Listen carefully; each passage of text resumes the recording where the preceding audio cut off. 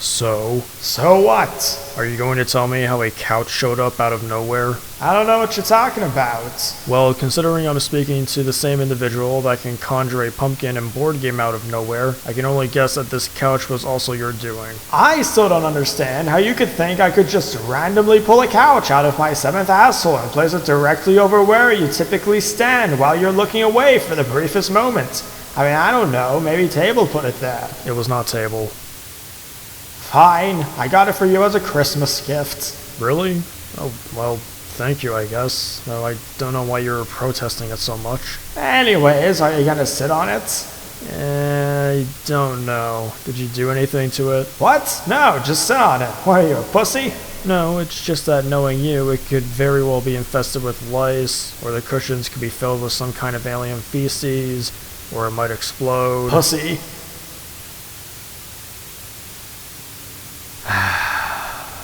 You know, sitting on a cushion is much better than sitting on the floor. Well, I'm very glad you like my gift. So, with all that out of the way, what are you gonna do now? What do you mean? You know, like, are you gonna talk about another game you've recently played, or are you gonna talk about a movie or something? I don't fucking know what you do. Well, there is a series of films that I wanted to talk about for a while now. Ha! Great! So, what are they? The Inspector Gadget films.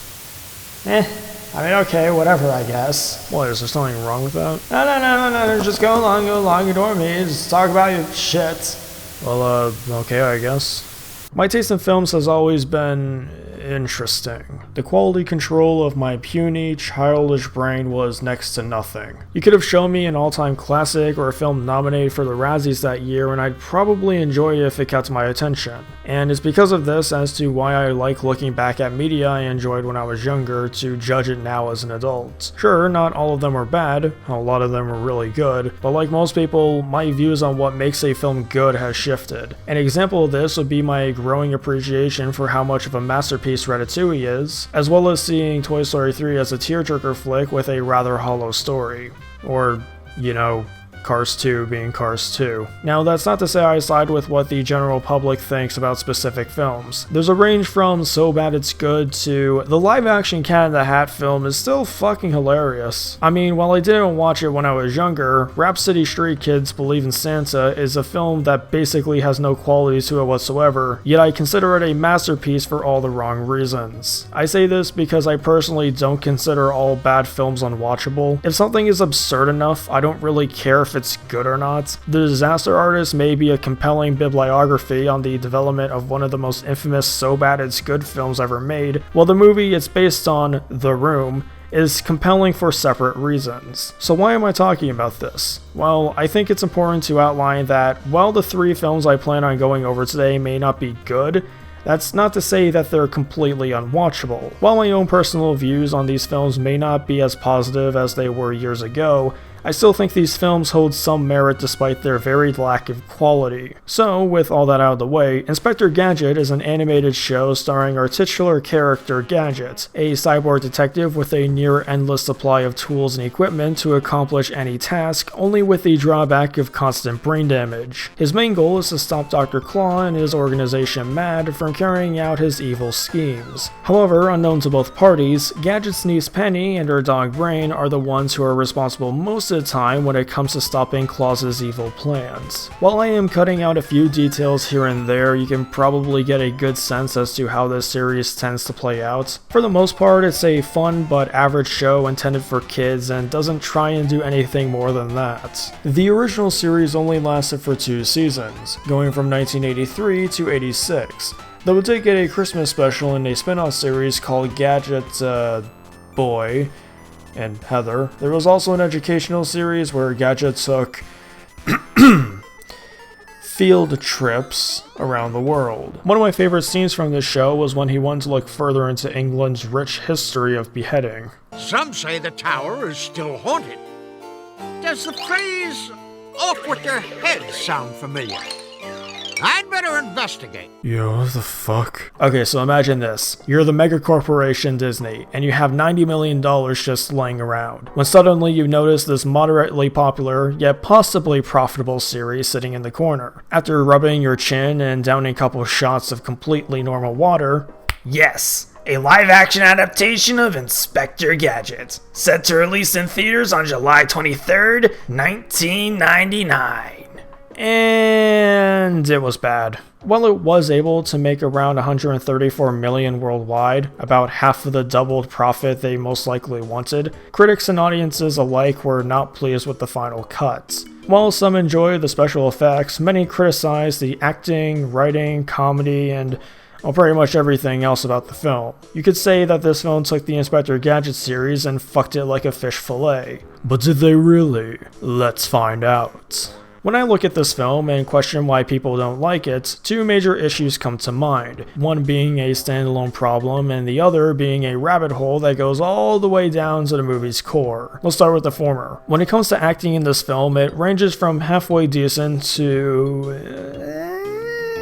But by far, the worst actor in this movie goes to Matthew Broderick, who plays the big man himself, Inspector Gadget. Despite being the face of the movie, Matthew does not play Gadget well at all. But why is this? Well, let's go back and look at Gadget back in his original series. He cares about the law and upholds justice, but he's also a moron who gets himself into trouble purely because he can't tell the difference between a mailman and his dog. He's eccentric, a bit of a loon, and the only person, fictional or not, who can say wowzers without my lower intestines turning into a pentafoil knot. Now, let's compare that Gadget to what we get in the first movie. Sure, he cares about the law and justice and whatnot, but he's boring, uninteresting, an awkward nobody with slight communication issues. Even when he's put in a life-threatening situation, it sounds like he's trying to order a coffee from Dunkin' Donuts. This is already a boring character as is, but it's the fact that this is supposed to be Inspector Gadget of all characters. I don't want to shame Broderick for this, as this might have been the fault of poor directing, a badly written script, or whatever, but he cannot play this character for the life of him. Now, you might be wondering, if Broderick played the character poorly, why am I shifting the blame to something else? Well, the piss-covered performance of Gadget also lends its way to the second biggest issue I have with this film, which is the overall tone of this movie. On one hand, this film is told almost completely straight-faced in its presentation of torture, death, sexual innuendos, murder, unintentional ball busting, more death. And while all this is going on, the film is also trying really hard to convince you that this is a fun kids movie made for grandma, what with the constant sound effects, wacky hijinks, and humorous soundtrack. I mean, come on, this film just had to blow their load on 2 seconds of All-Star 2 years before it would be used in Shrek. Still skeptical on the tonal whiplash of this movie? Here's a decent example of what I mean. In the second film, Dr. Claus's evil plan consists of him building a giant laser that'll freeze time in the city, allowing him to break into a bank and steal trillions of dollars worth of gold. The darkest this plot point gets is when a passing comment was made about how if the laser is destroyed, everyone will be frozen forever. In the first movie, Claus's evil plan is to build a robot army that will be indistinguishable from normal people, and insert them into armies and governments all around the world, utilize some of them as hitmen and kamikaze pilots, and all around cause worldwide destruction and confusion. The main difference here is that most of it is played completely straight-faced. The second film is comparable to a Saturday morning cartoon, while the first one is a legitimate terrorist threat. Now, there's nothing wrong if this film wants to be taken more seriously, it's just that it's also trying to constantly cover up the fact that it wants to be taken more seriously and instead be more comparable to the original series. It wants to be one thing, yet it doesn't want to be that thing at the same time. When we look at the overall tone this movie's trying to go for, it's almost as if it wasn't the original cut of the film. It's as if someone edited what they were given, then somebody else came in and completely redid the entire movie. And supposedly, that's most likely what happened. Apparently, this film was supposed to run for nearly 2 hours, but was cut down to around 80 minutes due to test audiences' negative reactions to it. Because of this, about half an hour's worth of footage was either cut entirely, trimmed down significantly, or repurposed into cutaway gags. I mean, that could explain the terrible editing and pacing, along with the confusing tone the film is trying to go with. I'd honestly recommend looking this movie up on the Lost Media Wiki. There's some interesting stuff on there. So with all that in mind, it becomes more apparent that the final version is trying its damn hardest to be more like the animated show when the only footage this film has is that of a dark comedy aimed towards a more mature audience. If you need more proof of this, and I can't believe this is a real sentence, when Gadget grabs Sora Guru by the testicles, yes, that's his name, his eyes bulge out of his head in a cartoonish manner. However, in an earlier trailer of the film, we see that his eyes originally didn't pop out of his head like it did in the final movie. Unless this scene was going to change later on and they simply needed something for the trailer, I interpret this and other scenes like it as an attempt to make an Inspector Gadget movie that's more quote-unquote grounded in reality, at least when you compare it to the cartoon. This could also explain the sound effects that play throughout the film as if someone released a bull inside of a party store, because everyone knows that if you add royalty-free cartoon sound effects over anything, it automatically turns it into a classic Tex Avery short. Okay, but in all seriousness, while I do think this film has a serious domino effect due to its tone, there are some positives I can point out. For one, I think the special effects in this film are decent. It's nothing groundbreaking, but the use of special effects when possible and not immediately caving into complete CGI like the second movie did is at the very least commendable. While Gadget's acting is terrible, everyone else is either or just Probably the most controversial opinion I have on this film would be my thoughts on the Gadgetmobile as a character and Claw's claw redesign. Starting with the latter, I don't have much of an issue with the redesign. Sure, making his hand into an actual claw is stupid in and of itself. I mean, the guy has a replacement hand right fucking there. But I don't know, I just think it looks neat. As for the Gadgetmobile, when people talk about him in this film, they often see him as one of the worst characters overall, as he's just an annoying character. And while I do agree that some of his lines can get grating after a while, I honestly don't mind him. In terms of comedy, if Gadget didn't play the straight man and instead acted like he did in the cartoon, I could see these two working better as a duo. If only there was a movie out there that did that. The first Inspector Gadget movie isn't very good. However, I think the hate it gets is a bit overboard in some areas. While most of my issues come from Gadget being comparable to a featureless slab of copper and the film having major issues when it comes down to its tone, I don't think it's a complete dumpster fire and shits on the entire series. I don't think the film is trying to be malicious, I just think it's confused on what it wants to be. It wanted to be a gritty comedy with jokes only adults would get, but Disney said no and they had to mask that and try and be more like the original cartoon, but it was already too late. While I don't think the original cut would have been good either, hell it might have been worse, it at the very least would have had an idea as to what it wanted to be. If there is one thing I can say, however, is that many of the issues I have with this film are improved upon in the second Jesus fucking Christ! What? When did you do that? What are you talking about? I've always been doing this. That's not what... Yeah, fuck it. No, what were you gonna say? Nothing, forget about it. So how are you doing? Well, currently I'm having a lot of fun. Okay, why'd you say it like that? You know, maybe I should do the second movie. What? Why? Well, the second film is probably worse, and you've already drained yourself talking about the first film. Plus, I am better than you, so, I should get to talk about the next film. I mean, the second film is an improvement, but, okay, I guess. Well, I guess this is the first ever Let's Talk About featuring the door. You can shut up now. Duty. Anyways, you want to know what the first rule of judging a movie is? All opinions about a film should be evident in the very first scene. And I know that just by this fact alone, what with the guy that played one of the bad guys from the worst Home Alone movie poking his head out of some woman's tooth, that this film is going to be high class. I mean, just look at that head bouncing. It looks so good. Evil's afoot. No, the foot was supposed to be the big MacGuffin from the first movie that set everything in motion. It was neither good nor evil. 'Twas a foot. Okay, so Robot Holmes and Lightning McWatson chased down Grandma by doing that cool rocket thing from the first film while also obliterating Newton's third law in the process. We get the best line delivery in this movie. Ma'am, do you know that drag racing on public roads is illegal? Then he turns on his moon shoes and destroys every bone in his body.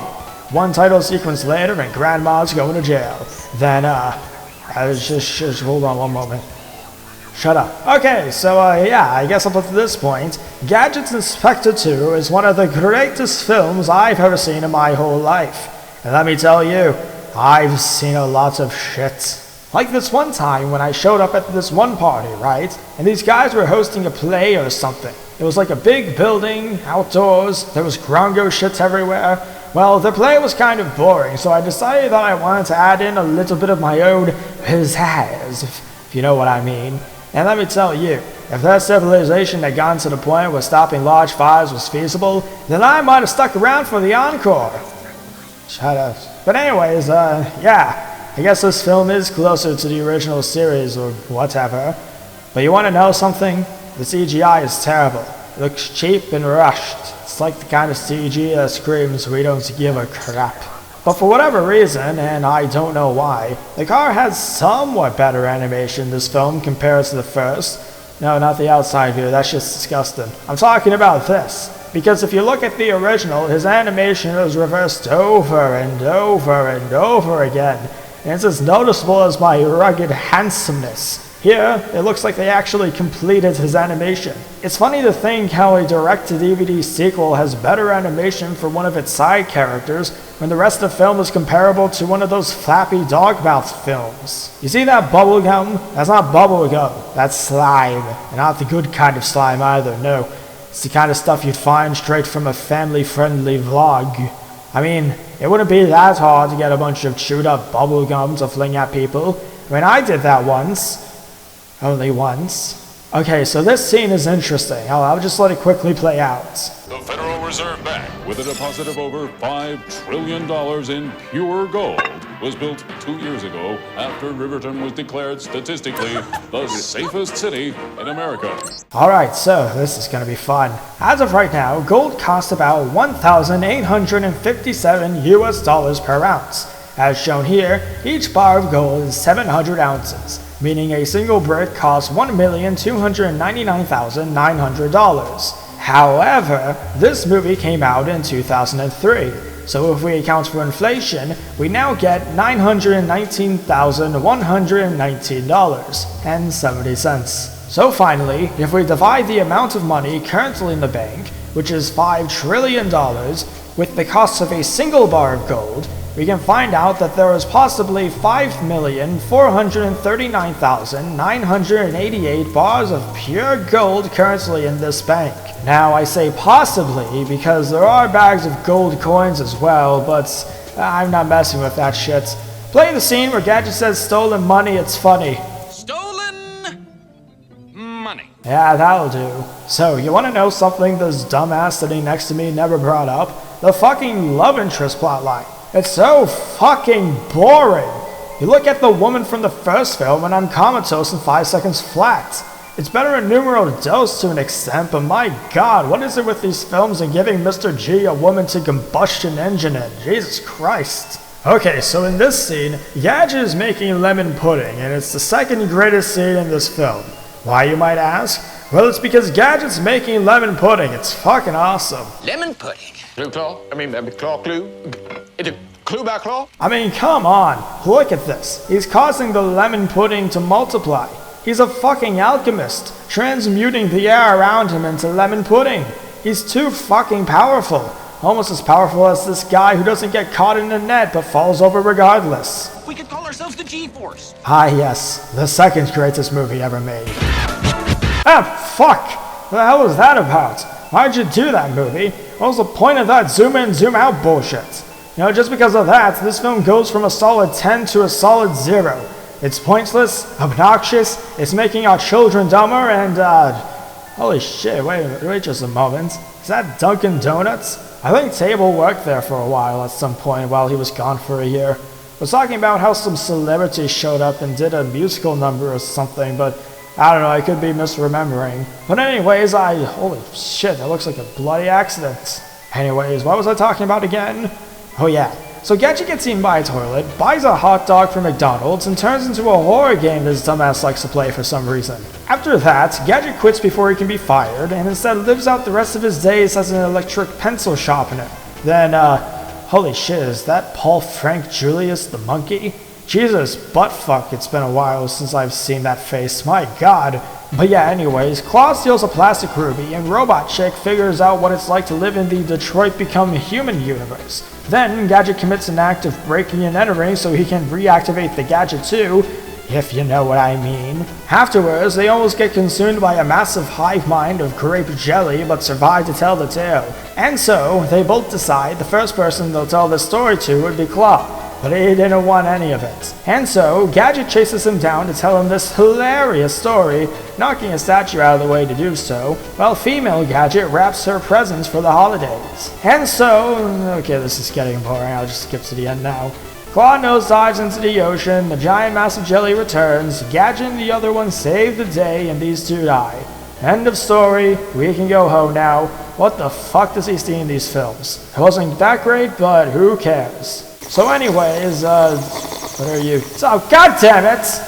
Table, did you give him coffee and eggnog again? I'm gonna... No, not on the couch, not on the couch. I'm gonna talk about the caper. The what? The caper, the biggest caper ever.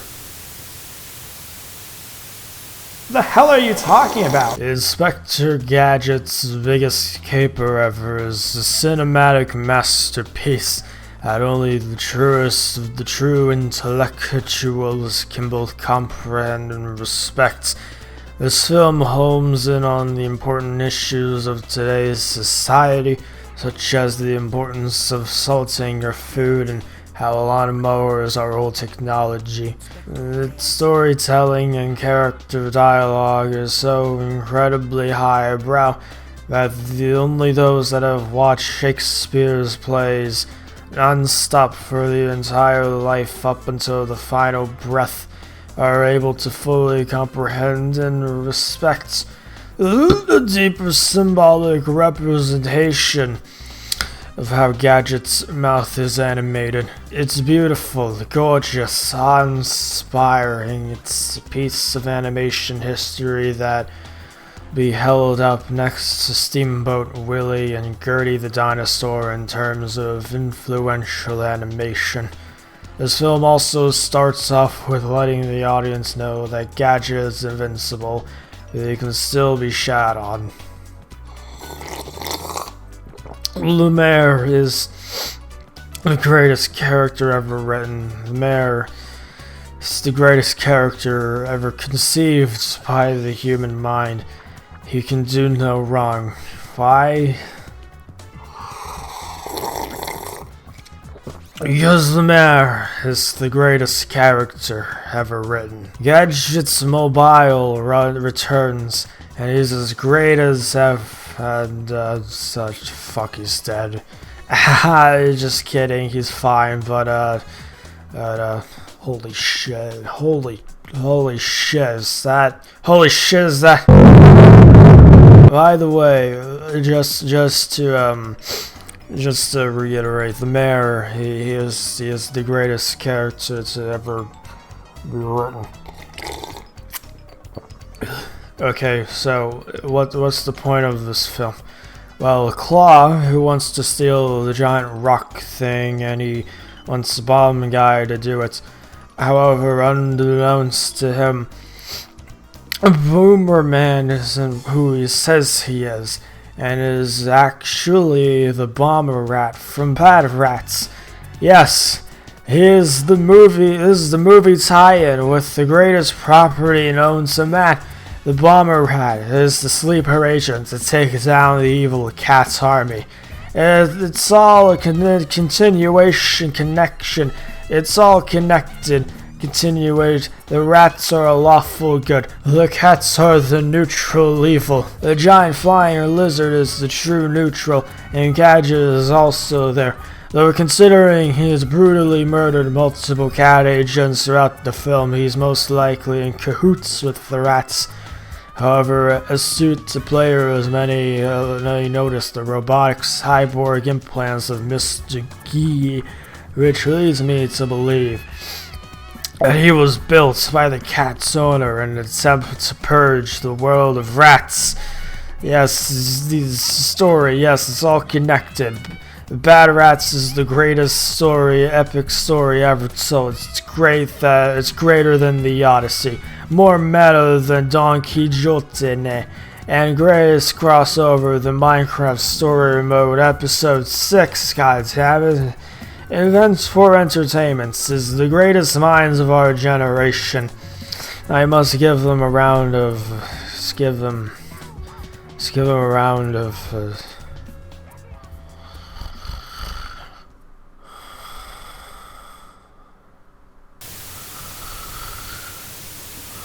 Well, I don't know what I expected. At least he passed out sooner this time, but my god, is this going to be a yearly thing or something? Because if so, I'm going to have to start confiscating whatever you keep bringing him, Table. No, I doubt you're giving him just coffee and eggnog at this point. I guess the one thing to take away from this is that he isn't that enthusiastic about this couch. I mean, he's been standing in the same spot for so long that I thought, you know, how about something other than carpeting or whatever this green shit is? Oh well, I guess I'll just have to take it back or whatever. Table, you pick him up, and I'll throw this couch up into the... Wait, is that an iPad? Table, where the hell did you get an iPad?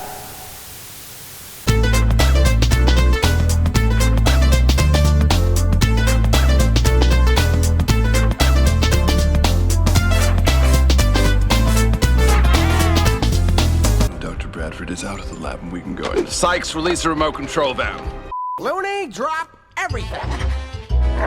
I've captured Dr. Claw. He's disguised himself as a giant Easter egg.